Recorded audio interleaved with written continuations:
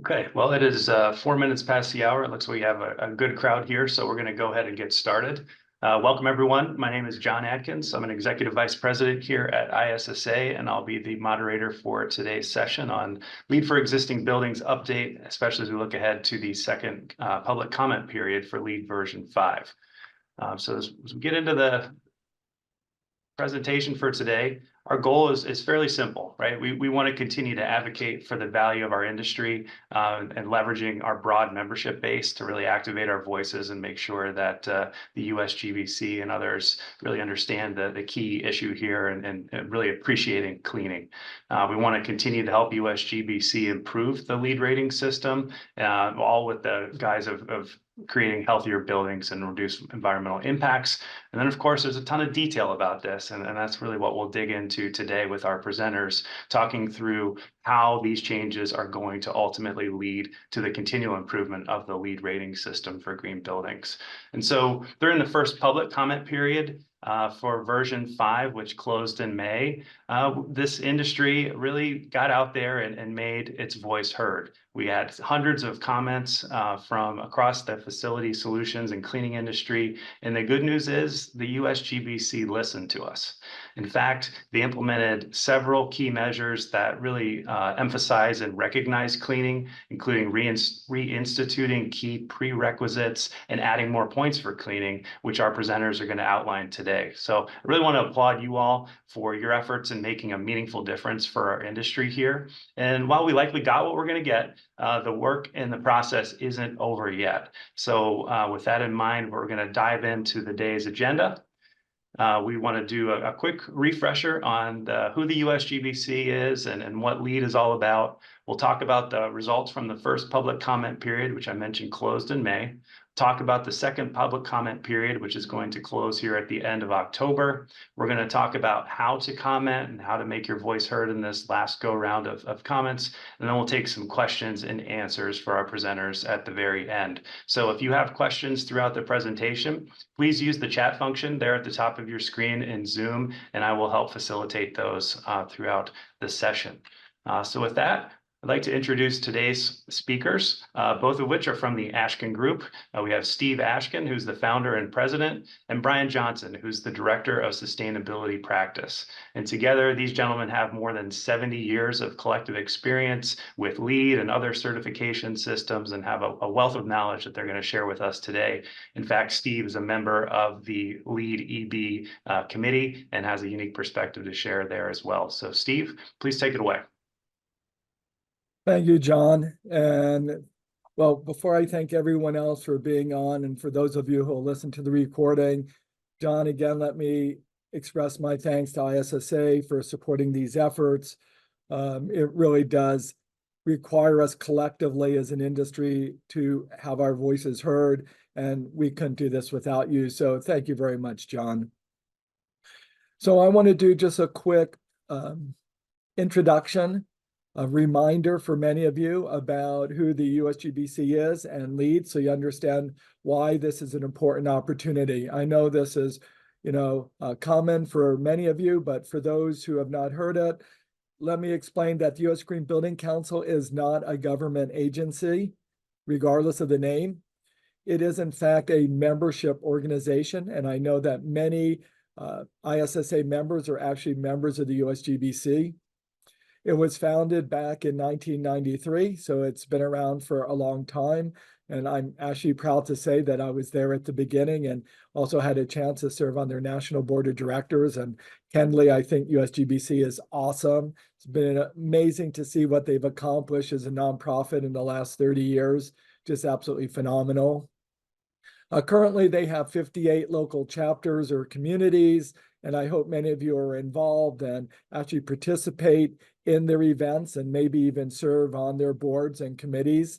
I think it's a wonderful organization, and candidly, from a business perspective, it's a great place to network. They built their business by creating their own, and forgive me for putting it like this, but their own sales force. So they have 100,000 plus LEED accredited professionals. And these are the people that like having the LEED APs on their business cards.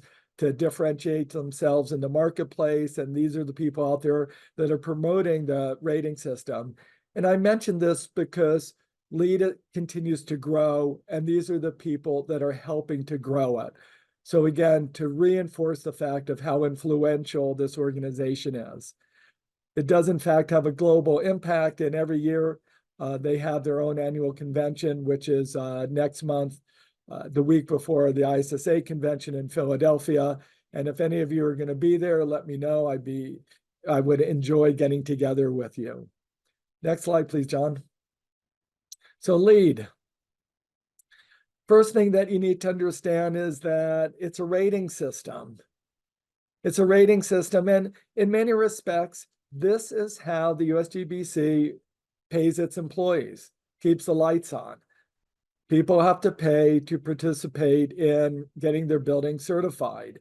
And the way the rating system works is there are prerequisites, which means you got to do it. You don't get any points for it. You have to do the prerequisites. And as we get into what's going on in the second public comment period, you'll understand why I'm really emphasizing how important prerequisites are. And then there's optional credits. And the more points a building would get, the higher the rating, right? And I think you all understand that. You get more points. That's why we want more points for cleaning. But the more points you get, the higher the building is rated.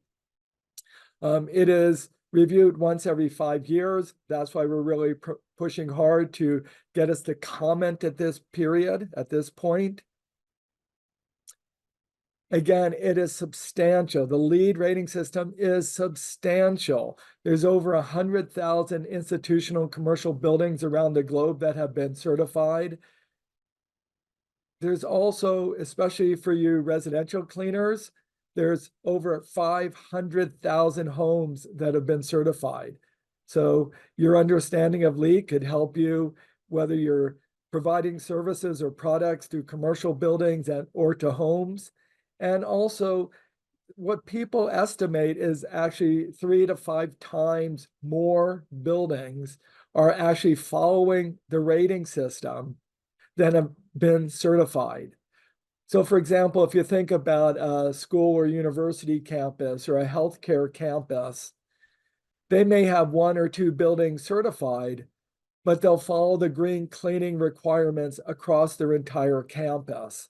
So while they have 100,000 plus certified commercial buildings, the impact, the footprint is much bigger. And again, I'm emphasizing this so that you'll take the time to figure this stuff out and to comment if you feel appropriate. Ultimately, I see LEED as the global roadmap to a comprehensive green cleaning program. It is important. It lays out the products, the training, the processes, the testing, the caring for workers, our frontline workers, our essential workers, et cetera, et cetera. It is a comprehensive roadmap, and frankly, I'm very proud to be associated with that. I think it's great, but with your help, we can make it better. Next slide, please. So the thing that I want to point out to all of you is we really are trying to make it better. And so your comments will continue to drive this process of continual improvement. And with that, next slide. So I've tried to lay out how to really think about what's happened over the last period of time. So what I want to do is use this slide just sort of to help you in your mind understand the changes that have taken place. So you see what's happened with version 4.1. There was a prerequisite on green cleaning, which again meant everyone had to do this. And it was to write a policy that addressed products, how they were going to think about training and other related issues. But every project had to put together a green cleaning policy. There was also in 4.1 a single point for all the product purchases. And then at the bottom there's waste. And I always keep waste in there because often it's our frontline workers that are pulling the trash, that are pulling the recyclables, that may be doing sorting, et cetera. And I also pointed out because your expertise in this area could be a business opportunity for you. Okay, version 5.1.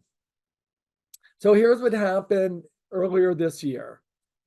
The USGBC eliminated the prerequisite on cleaning. And remember, prerequisites are really important because you gotta do them. They did, however, bump up the points for cleaning products from 1 to 3. So we made progress there. They also included 2 points for equity within operations and maintenance staff, and also in IAQ performance, a point for entryway systems.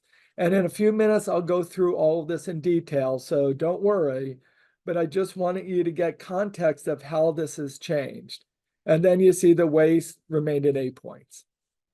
Okay, now for second public comment period.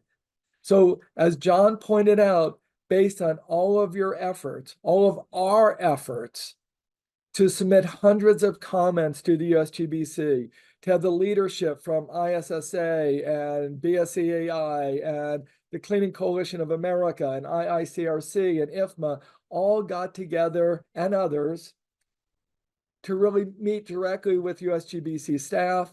And you see they restored the prerequisite that addressed the cleaning policies.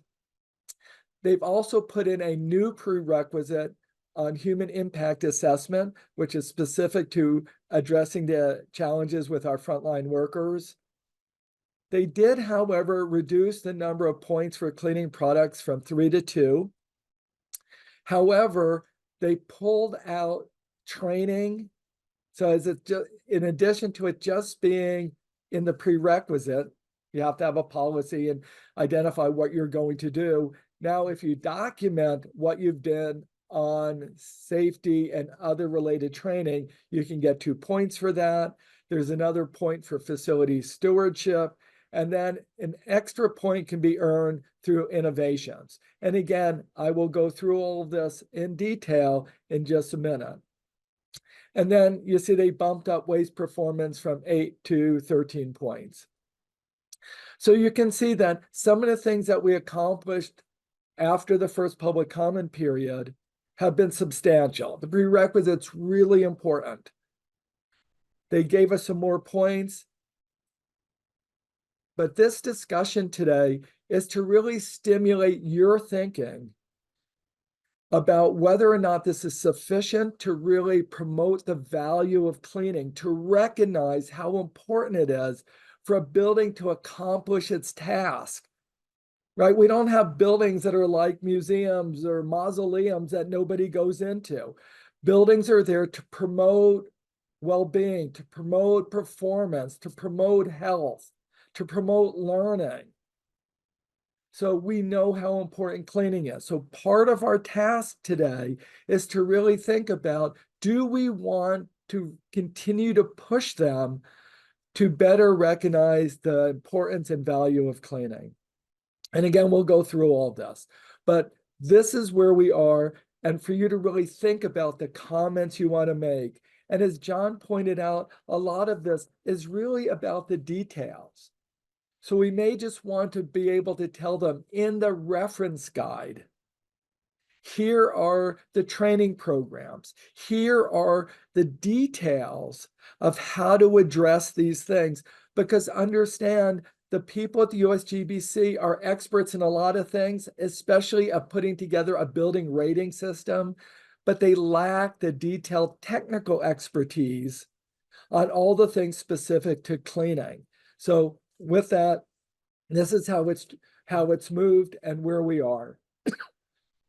We will be providing all of you with a sort of scaled down version of the rating system, just looking at the cleaning credits to make it easy for you to review. So instead of having a 150-page document, we'll give you a 20-page document that only addresses these issues. And as you see them, our programs, our industry issues is an integrated process planning and assessment, indoor environmental quality, materials and resources, which is the waste management stuff. And then I'll talk a little bit about the project priorities and innovation opportunity. Thank you, John. Next slide. All right. So now there is an enormous amount of information in this presentation, so I hope I put it together in a way that is logical and will make sense for you. That's why, as John pointed out, if you have questions or comments, please put them in the chat and we'll try to get to all of them at the end of the training. So in the integrated process planning and assessment, there are 3 potential issues for the cleaning industry. There is a prerequisite on operations assessment and policy. There's another prerequisite on human impact assessment, and a credit where you actually will get points for worker safety and training. All right, so John, next slide, please. So under the first prerequisite, there are a couple of issues that I want you to pay attention to, and these are back to the details. And we want to pull out more specific information to give guidance. So it's not just this nebulous write a plan about cleaning. If you have some very specific ideas about the products, about safe handling, use and disposal of products, those specific comments could be very helpful, as is how they can evaluate cleaning performance and staffing and training. And I think the staffing issue is going to be a really important one. So that's where you may want to comment on that. And you see in option 2, there's certified cleaning services. If there are other certifications, right? There's the ISSA SIMS-GB program. Green Seal has a program. If there's others, this is where we want to be able to identify them. Next slide. Under the human impact assessment, again, to provide details on things like wages and benefits, training, worker protection, right to organize, production rates. LEED is going to ask their projects to address these things. And one of the things I want everyone to think about is, what problems are we trying to solve? I've been in this industry for 4 decades. I love this industry. I believe 99% of the companies and the people in our industry are amazing people. But the problem is, there are still people out there, companies out there that cheat. I'm sorry to admit it. They cheat. They don't pay their workers properly. They make production rates. They're going to bid something really low because they expect someone to work 15,000 square feet in an hour. They're not cleaning. There are opportunities to help shine a light so that purchasers, the facility managers, the property managers are able to look at the information to make sure they're comparing apples to apples, and we're not inadvertently promoting companies that are cheating. This is really an opportunity to uplift our entire industry. So I hope you'll really think about how we can use it as a tool to support the work that you're doing. And let's face it, the people on this committee or on this webinar that are members of ISSA, you're the good guys. That's why you join committees and do this work. It's the others that our industry needs to use these programs to clean up the mess at the bottom. And I think it will reward everyone who's trying to do the right thing. All right, next slide. And then under the IP credit 2 on worker safety and training, there are specific issues, how to deal with this, your input. For example, what do we do for the workers who are in Florida right now cleaning up their buildings? What do we do for workers when they're shoveling snow and it's 12 degrees below zero out? Are there things we can do to make sure we're properly protecting our workers? So that's what will go into this credit. One of the other things on training, there's a specific issue on ergonomics. And again, one of the things that we need to talk about is ergonomics just about the equipment, the size of the mops they're using, the length of the handle on the bowl brush? Or are there more fundamental issues about ergonomics that as an industry, we need to make sure we get them addressed to eliminate the back injury, the knee injuries, the shoulder injuries? So ergonomics is a real opportunity for us to really help our essential workers, our frontline workers. And if you have experience on that, please share thoughts so that we can make sure we clearly articulate this in the rating system, in the reference guide. Next slide, please. Steve, can I make a quick comment? I apologize for interrupting.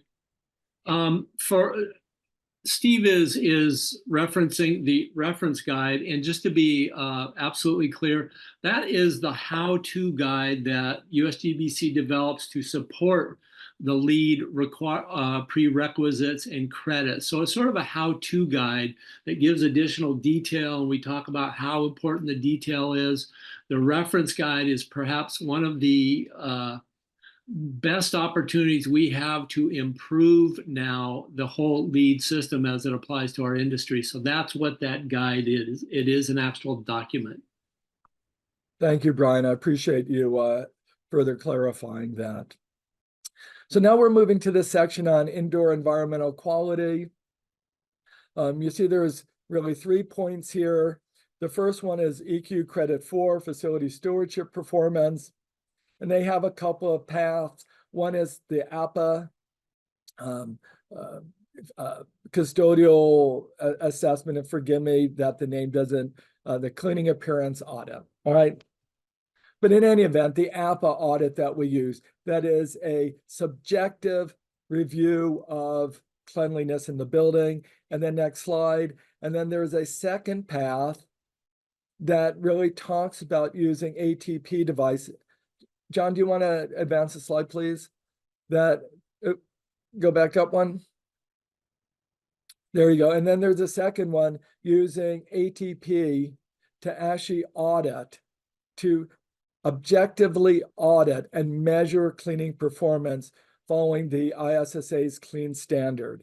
And one of the things, and personally as a scientist, I really like objective measurements.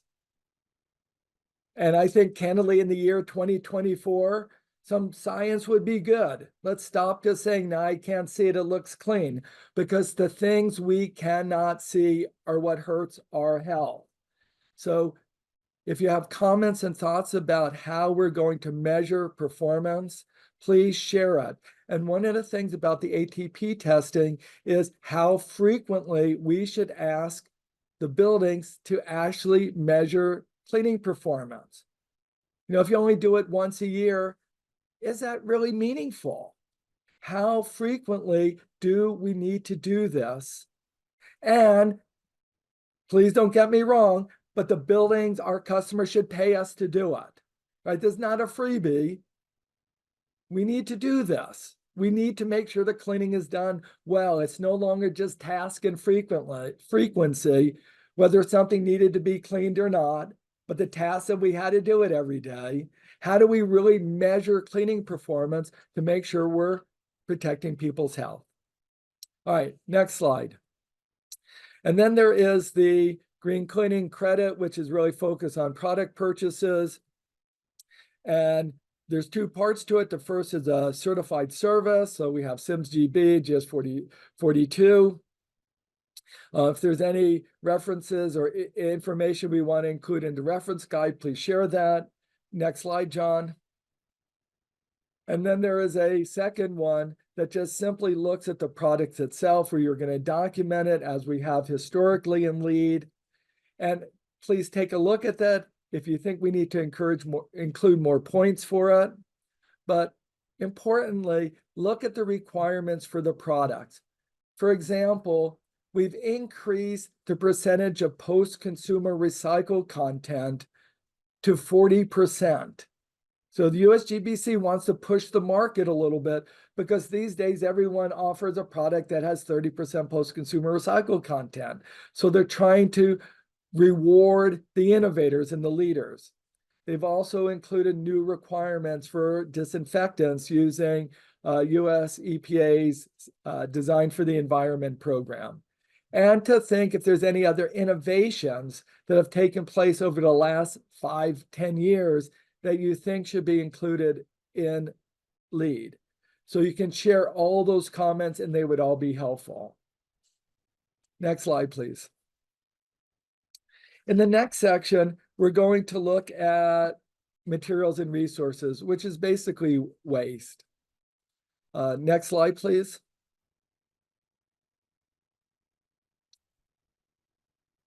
You know, if you're a facility service provider, especially in a commercial institutional building, you're the people that your staff is pulling the trash. Your staff is handling the recyclables. If they have a composting program, it's probably your staff that's doing all that work. I would really encourage you to think how you can provide more value to your clients by figuring all this stuff out about what is required. And you notice these two issues, the waste performance and the strategies, 13 points. That's a big deal in LEED. So it's a business opportunity for you to think about it, to provide specific services to help your clients perform better. And again, providing information to the reference guide to help the USGBC fine-tune the requirements. Next, John. And then there's one additional point for developing strategies, and it's signage and all this other kind of stuff to encourage them to do one of these three things, whether it's composting, waste management education, doing a zero waste audit. So there's a lot of opportunities for you. And again, to help provide them with the details, that would be helpful to make sure that the USGBC is getting the information from its projects that really is meaningful. Because otherwise, if they make it so vague, anyone can do it.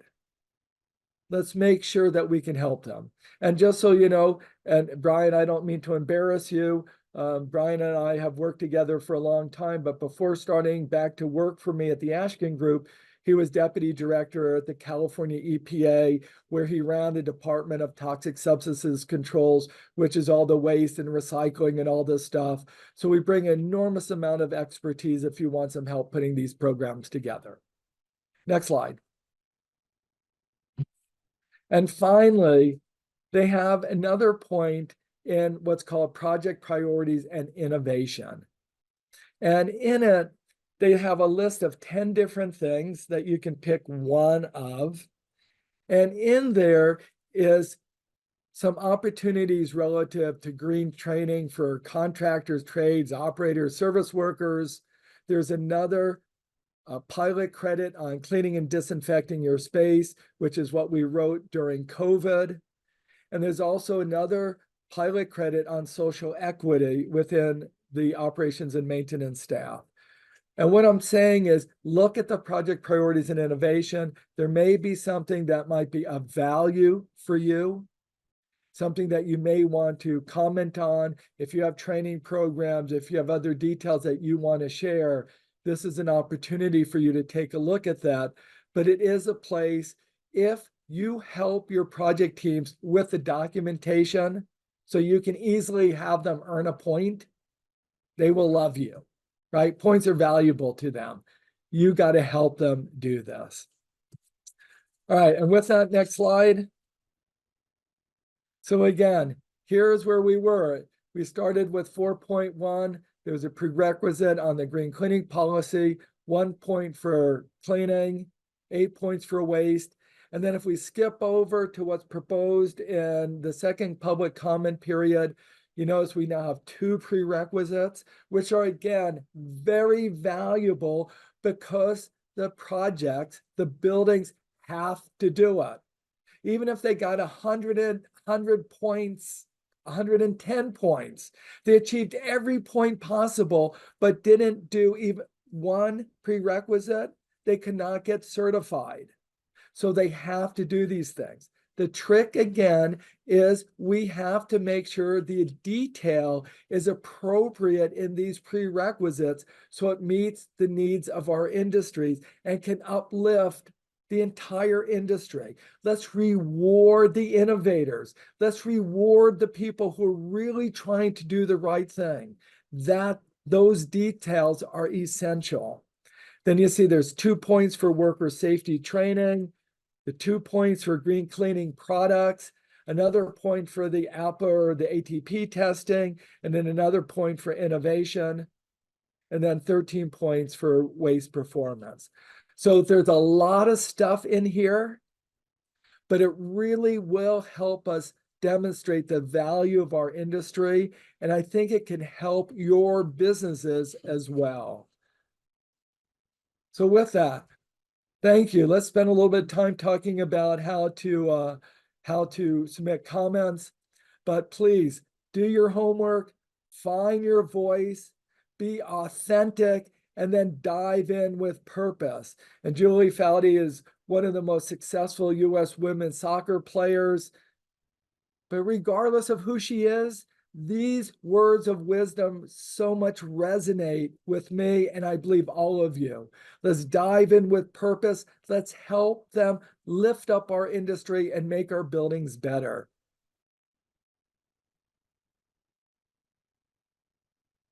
Brian, it's all yours, pal. Brian, unfortunately, Brian, you're on mute. I said such important things there. Hello, everybody. This is Brian Johnson. How are you today? It's a pleasure to be here with you and to pick up in this presentation where we go from here. I think Steve has done just an absolutely marvelous job helping us understand the process, where we started and where we have gotten to at this point. And we have come very far, and we're not quite done yet. So today, my part of this presentation will be showing you the nuts and bolts of taking your motivation and your good ideas and actually being able to successfully submit them to the USGBC. Because as critical as this process is, it is not as straightforward as one might think it would be. So we're going to give you the Google Map roadmap on how to actually navigate that process and submit a comment. So we're starting with, well, who of us can submit comments? Absolutely everybody. Everyone on this call. You don't have to be an USGBC member. You don't have to be an ISSA member, although we certainly hope you are, because that helps to amplify our voice. But everyone can submit comments, and we truly and deeply encourage you to do so. If you see something in this presentation that trips a thought that you think would contribute to the betterment of not just our industry, but things that your business does that can really contribute to what's going on throughout the globe. So next slide. So the first thing we need to do, and I think many of you may have commented previously, given the great number of comments we have, you do have to have an account with USGBC, regardless of your membership or non-membership. You just need to open a free account that gives them just your name and email and whatnot. So if you don't have an account, you just click on where that red arrow is pointing. If you do have an account, you still click on that, just open your account. And that will get you into the process then of leaving a comment. So on the next slide, once you have opened your account, you click on LEED over there on the left. Again, I'm not real good at this stuff and navigating these things. So this is a helpful roadmap, and hopefully it's helpful for you. We're making this available so that you can look at it later to actually help you navigate through when the time comes for you to submit a comment. So you click on LEED. There's a drop-down menu that identifies LEED V5. It's actually the very top, not on this slide, but on the when LEED drops down, there is a LEED V5, the first entry. And once you're on LEED V5, you scroll down to the LEED O+M existing buildings, because that is the program that we want to submit comments on. LEED O+M existing buildings. Once you click on that, next slide, please, John. This is the screen that you will get. And we need to make sure two things are in place. And these are the two arrows. We need to select the rating system. And again, it's LEED O+M existing buildings. When you click on that, there will be a drop-down menu, and that's where you select the LEED O+M existing buildings. And then on the box to the right of that, there's a drop-down menu, and you go to public comment 2, which is reference, of course, to the second public comment period that we're in. Okay, that will give you the screen that you're looking at now. And what you will see is over on the left in the credit category, where you see the blue dot, those are the various sections of the LEED standard that we can comment on. This one just happens to be on that first integrated process section, but you can click on any of those, and many of you will go to indoor environmental quality. You will, if you have comments on some of the issues that are contained in the integrated process, you can click on that, and then that will give you subsections to click on. And if you go to the next slide, we've actually, I'm sorry, okay, I got a little ahead of myself. So this is what you will see when you click on that button. And then the next slide, John, please. Then if you had clicked on indoor environmental quality, you would get to the green cleaning slide. And we thought this was most pertinent to show you today. And so this is the content of the standard that we are talking so much about. These are the words that will direct and organize the prerequisites and the credits. So this is the meat and potatoes right here. So when you've looked through that and you believe you're in the right space to comment, you click on that comment button right there. And the next slide. This screen comes up, and it has your name, and you can enter your comment. I don't think there's any limit on the number of letters or words that you can use. And that's where you leave your comment, and it will be applied to that specific green cleaning section. And then you click on add a comment, and that actually that's the act that submits the comment. So that sort of circuitous route, and unfortunately, I wish there was something right there on the homepage that said, LEED V5, big deal, submit comments here, but it's down the list a bit. But this will get you there where you can add your comments. And we know, as John and Steve have mentioned previously, to do so, the comment period ends October 28th. Next slide, please. So please, if you have, Brian? yeah. Hey, Brian. John, go back to the next slide. Forgive me for interrupting. The one point that I want to emphasize about this is in the first public comment period, we were trying desperately just to get these people to pay more attention about green cleaning. So we submitted a lot of comments, and we wrote suggested comments, right? This is not enough. It's, compared to things like 3 points for an occupant survey, you got to give cleaning more important. We can explain to you how important it is from health, what we learned from OSHA, or what we learned during COVID. But basically, we just wanted to yell and scream and say, hey, you guys, listen to us. Our industry is important. In this second round, we need you to take the opportunity to provide the actual details. So for example, ISSA will probably want to submit comments that says in such and such credit, we want to make sure we have the new SIMS program, or we have the GBAC program, or IICRC may and the Restoration Industry Association. Here are the standards, the certifications for mold cleanup, for flood damage cleanup, for smoke and fire damage, but to provide the actual information to really help them cut and paste that into the rating system. So not just the big thoughts, I'm really encouraging you to provide the details. When we talk about wages, how can we help make sure that we're comparing apples to apples?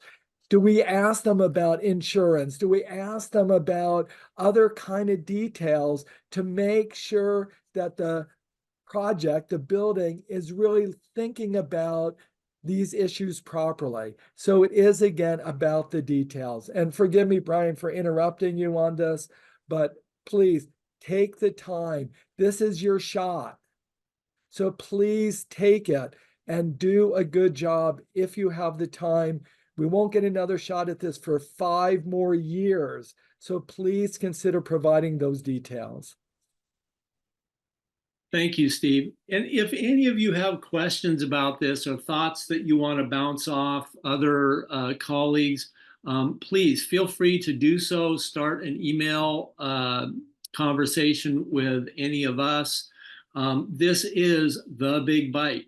This is our chance to, again, really solidify the progress that we made and to give USGBC and hence the global cleaning industry the chops to and the details to make ourselves better, to provide, to have the services recognized that we provide and the importance of those services. So this is this last opportunity, probably for about 5 years, for these things to happen. So we encourage you by the 28th, if you have something you think is important to be added, that you think can really add some refinement, some detail, some criticality to what all of these standards are doing, this is the moment.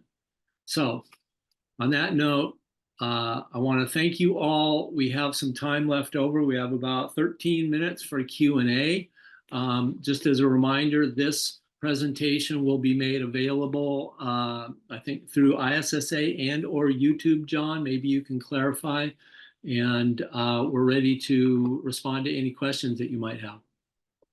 Thanks, Brian. And yes, we will send around a recording and the related documentation that Steve mentioned following today's webinar. So thanks for asking about that.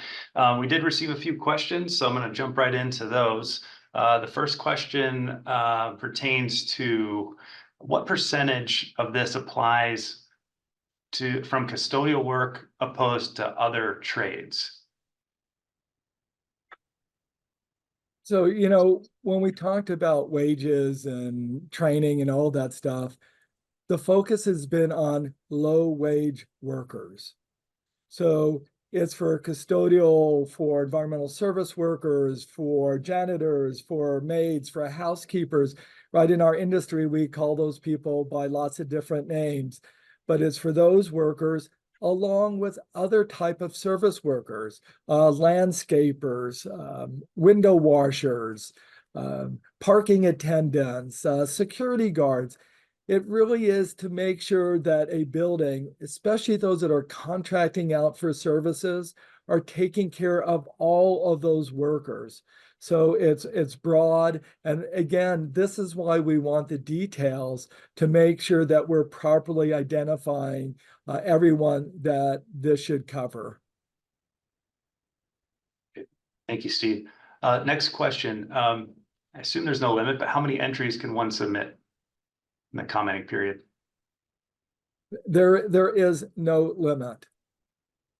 So as much time as you can afford, as much help and detail you can provide them with as much of your insights, I'm sure they would value every single comment. And I know USGB staff looks at them seriously. Our committee will review them. So yes, please, as many comments as you're willing to make would be greatly appreciated. Thanks, Steve. Another question. Historically, SIMS GB and LEED EB standards have been closely related. And so as the standards and LEED evolve, do we anticipate that the SIMS GB requirements will change to match? And I can take that question, which is, yes, we do. We do anticipate an evolution of those SIMS GB requirements, and we're actively looking into this right now as it relates to not just green building, but sustainability as a whole. So stay tuned on that. We'll be keeping everyone apprised, but definitely on our radar here at the association. Do you have any additional questions before we wrap up today?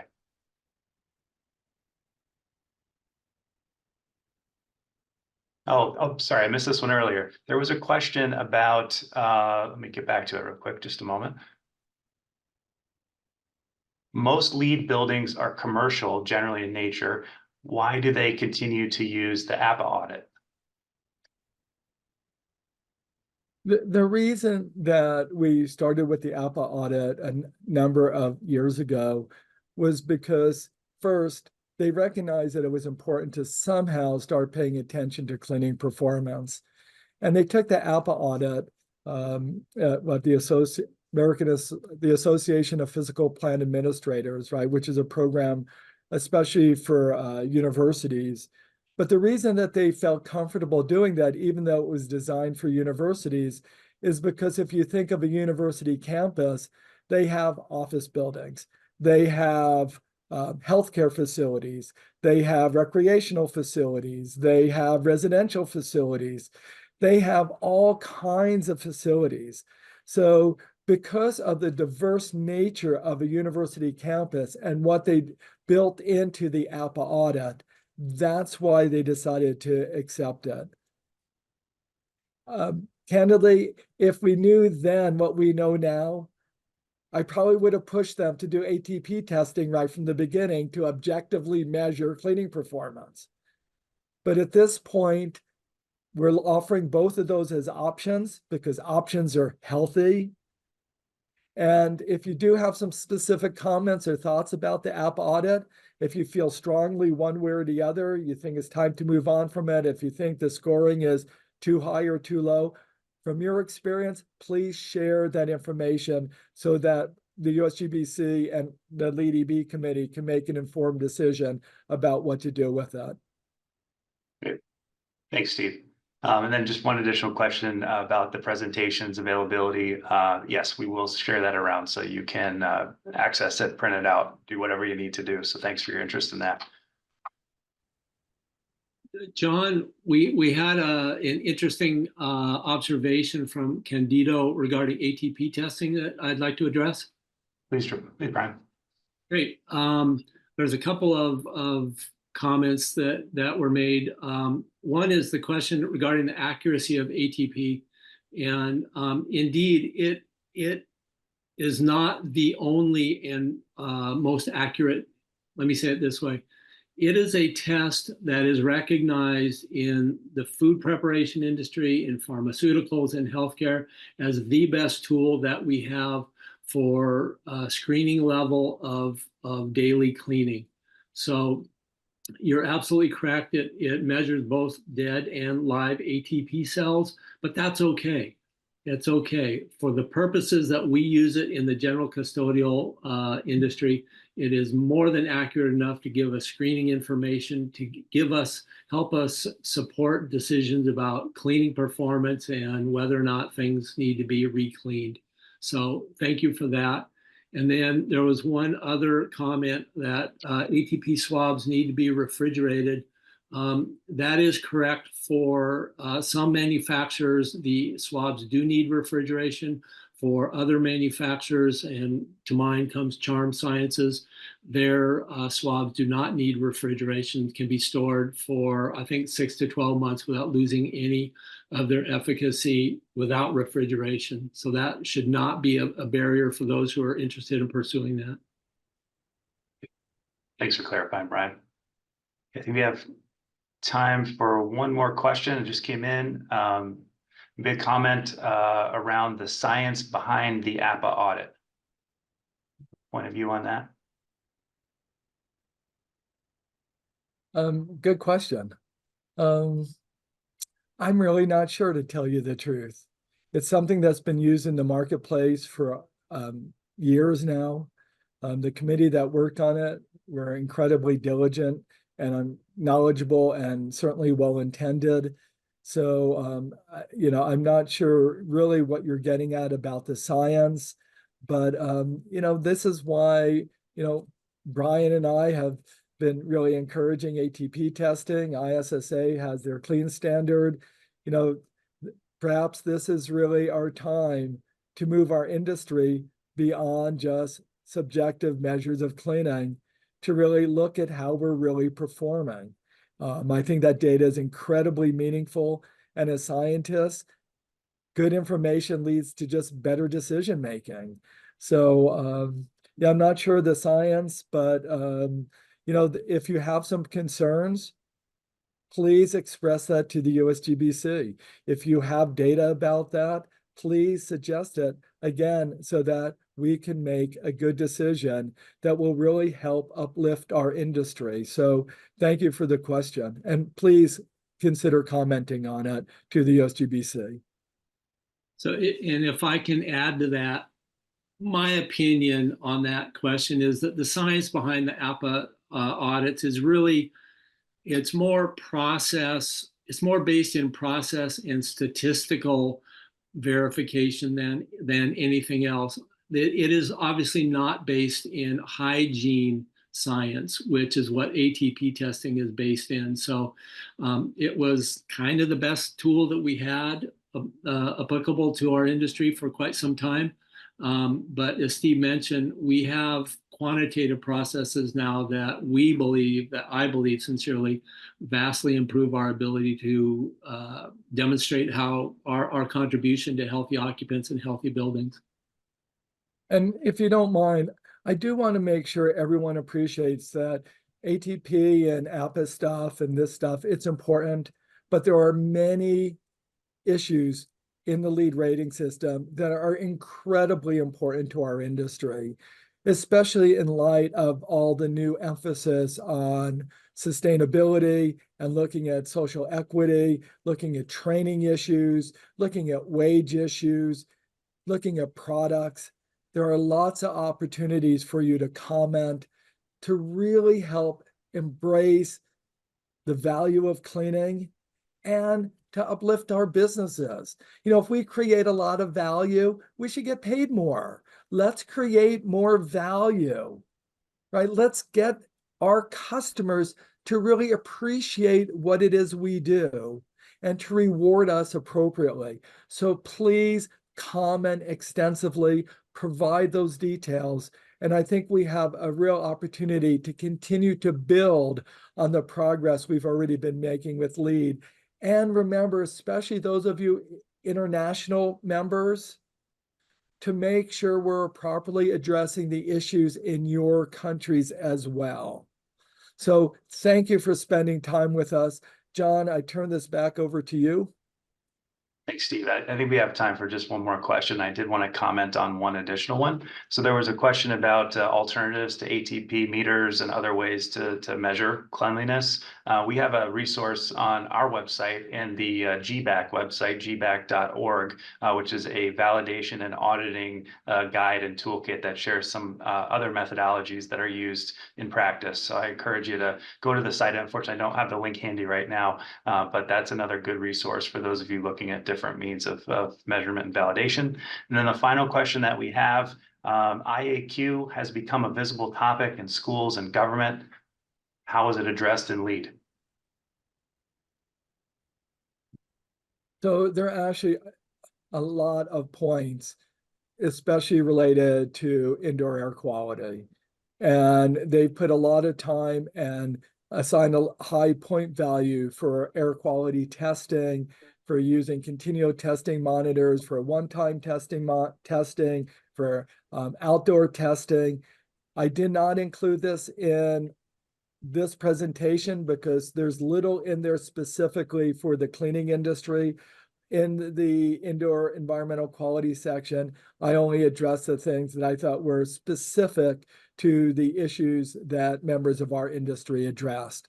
But the full document has plenty of information in there about filters, all kinds of stuff related to indoor air quality. So if you have some specific thoughts about that, obviously you can comment on things outside of what it is we've been talking about. And frankly, I'd encourage you to do that. Again, if you have that expertise and interest in those areas. Brian and Steve, thanks so much for your insights and knowledge that you share with all of us today. In the last minute that we have, I would be remiss if I did not take the opportunity to encourage all of you to join the ISSA Sustainability Committee.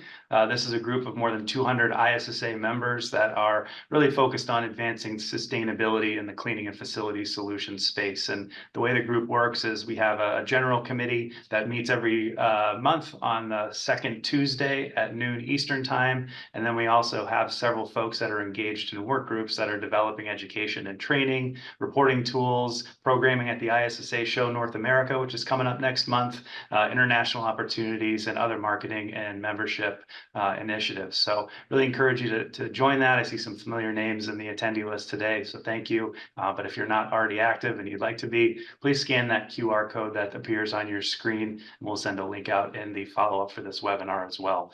So with that in mind, I'd like to close with an inspirational quote from Margaret Mead: "Never doubt that a small group of thoughtful, committed citizens can change the world.